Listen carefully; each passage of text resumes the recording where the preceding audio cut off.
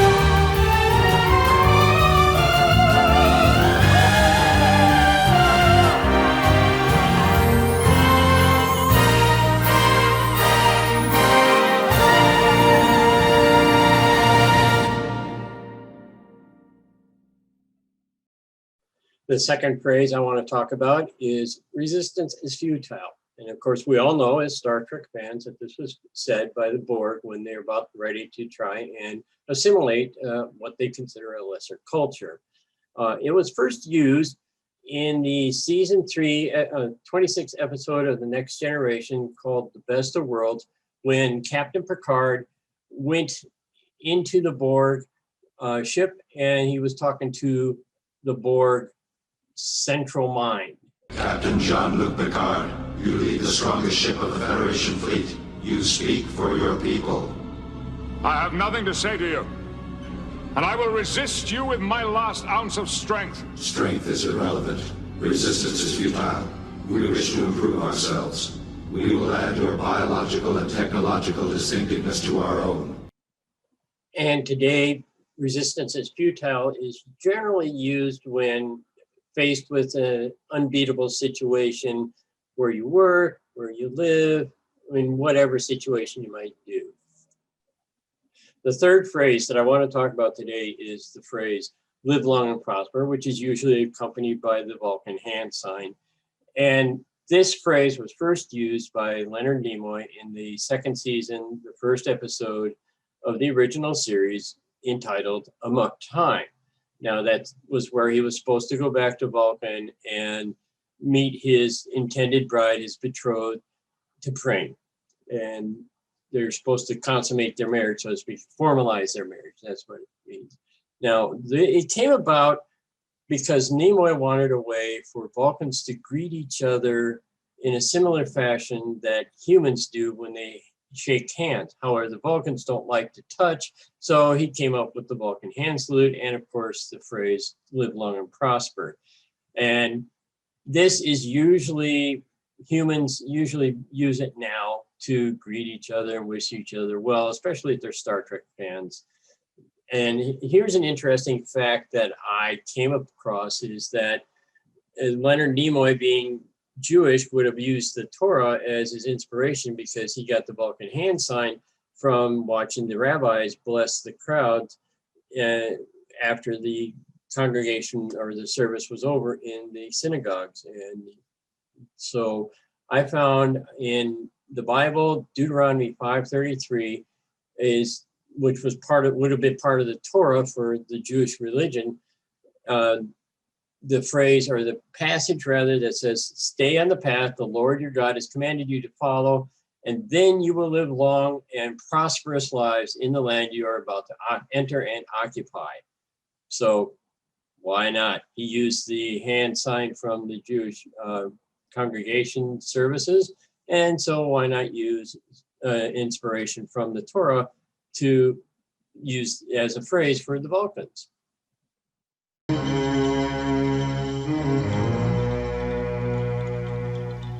Live long, T'Pau, and prosper. Live long and prosper, Spock. The fourth phrase I want to talk about is beam me up, Scotty. This phrase was never actually used in the Star Trek franchise until Star Trek IV, when Kirk was beaming back into the Klingon bird of prey and Jillian was with him. And even then, it wasn't beam me up, Scotty, but it was Scotty, beam me up. Scotty, beam me up. And the closest that it was used in the original series was during the second season, the 6th episode, Doomsday Machine. And that's when he said, beam us aboard, or beam me aboard. And now the complete phrase, as it beam me up or beam us up, Scotty, was never used until William Shatner himself, until he did the audiobook recording of his novel, the Star Trek novel, The Ashes of Eden. And that didn't occur until just the end of chapter 4, which is pretty much towards the end of the book. You know what your problem is? You just can't see the future. Never have, never will. I can see the future well enough. Kirk tugged at the lapel of his jacket. Beam us up, Scotty. The final phrase that I want to talk about today is warp speed. By definition, warp speed is faster than light travel. And usually when people say it today, it means beat feet, let's get the heck out of here, go faster than you normally do because it's an emergency, something like that. And a little bit of history in the Star Trek world. Of course, they're using warp speed all along. And I put together I edited a clip, and I wanted to show you Zefram Cochrane's first attempt at warp flight. Plasma injectors are online. Everything's looking good. I think we're ready. They should be out there right now. We've got to break the warp barrier in the next 5 minutes if we're going to get their attention. Nacelles are charged and ready. Let's do it! Engage!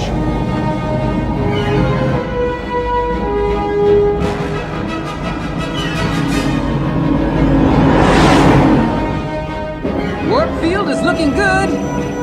Structural integrity is holding. Speed! 20,000 kilometers per second.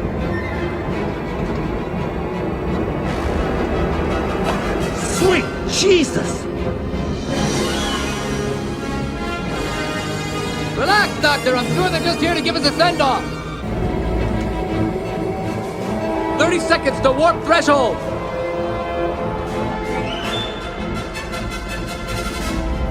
Approaching light speed. We're at critical velocity!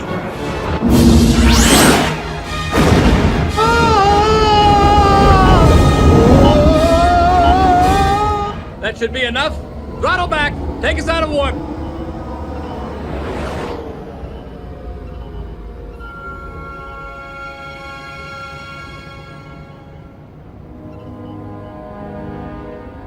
Is that Earth?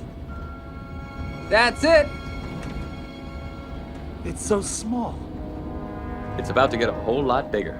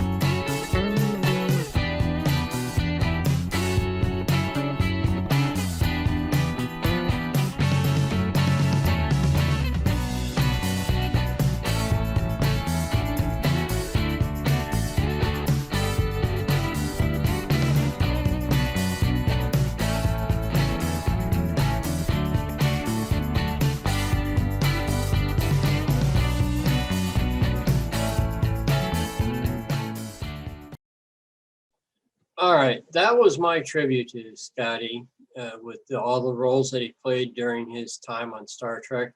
I think I counted it at being about 59 different roles, most of them being on the animated series. All right, now since this video is being released, this episode is being released on July 4th, I thought I'd say a little something about patriotism, about America, stuff. I'm really, really glad to be able to be in this country where we are free to, celebrate our country as we see fit. I was in the Navy. I served my country so that we could be free to watch Star Trek, to watch whatever show you want to watch, be free to express our opinions. And that's why my opinion on Star Trek is not popular with some people, but then again, it's made up of different people who like Star Trek, and not everybody's going to like the same thing. And so I just want to thank you all for watching. I want to thank everybody who has served the country in one way or another, giving us a chance to be able to do the things that we do. And as a afterthought, I thought that it might be a good idea, since at the beginning of the video, I played the US National Anthem.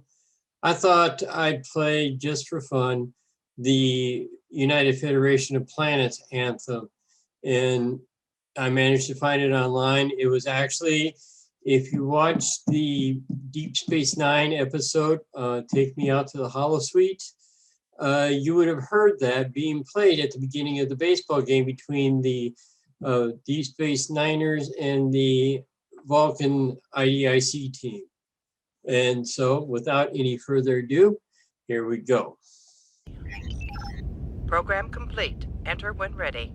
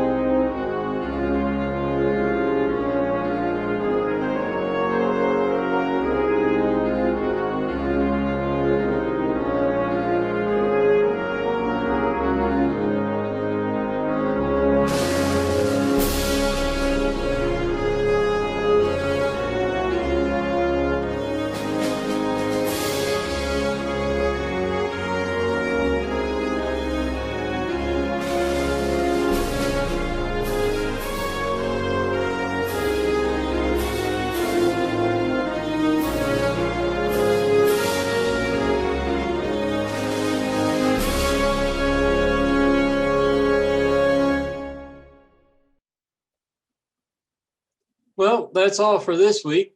Thank you guys for once again for watching Captain's Log, and hope to see you again next week. And as always, may the great bird of the galaxy bless your planet. Have a good night.